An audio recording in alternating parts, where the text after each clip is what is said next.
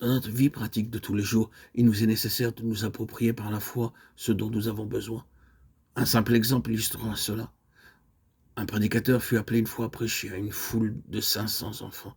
Au début, les enfants étaient indisciplinés, faisant du bruit.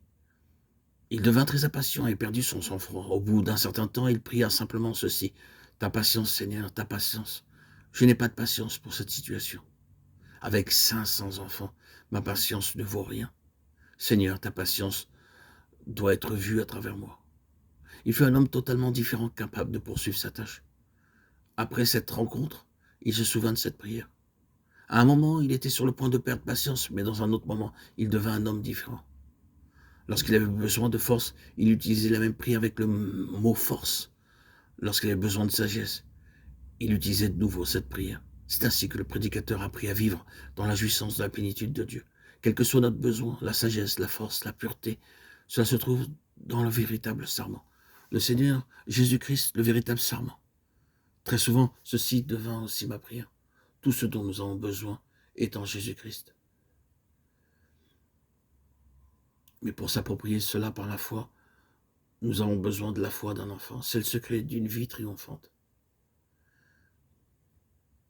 Heureux l'homme qui ne marche pas selon le conseil des méchants, qui ne s'arrête pas sur la voie des pécheurs, et qui ne s'assit pas en compagnie des moqueurs, mais qui trouve son plaisir dans la loi de l'Éternel, et qui la médite jour et nuit. Psaume 1, 2.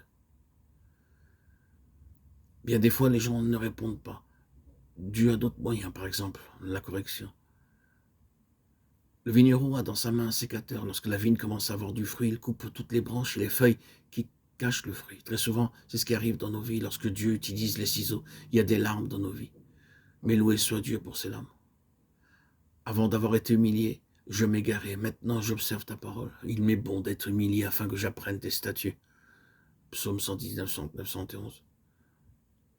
Ce n'est pas seulement le témoignage de David, c'est le témoignage de chaque enfant de Dieu qui connaît la main correctrice de Dieu. Nos pères nous châtiaient pour peu de jours, comme ils le trouvaient bon. Mais Dieu nous châtie pour notre bien, afin que nous participions à sa sainteté. Hébreux 12, 10. De même que les parents terrestres corrigent leurs enfants, de la même manière notre Père Céleste nous corrige, afin que nous devenions participants de sa sainteté.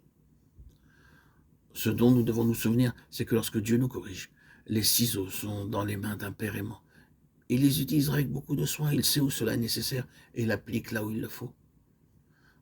Ainsi, réjouissons-nous de cela. La verge de la correction est dans la main de notre Père aimant. Par sa parole et la correction, il œuvre dans nos vies. Notre part est le repos.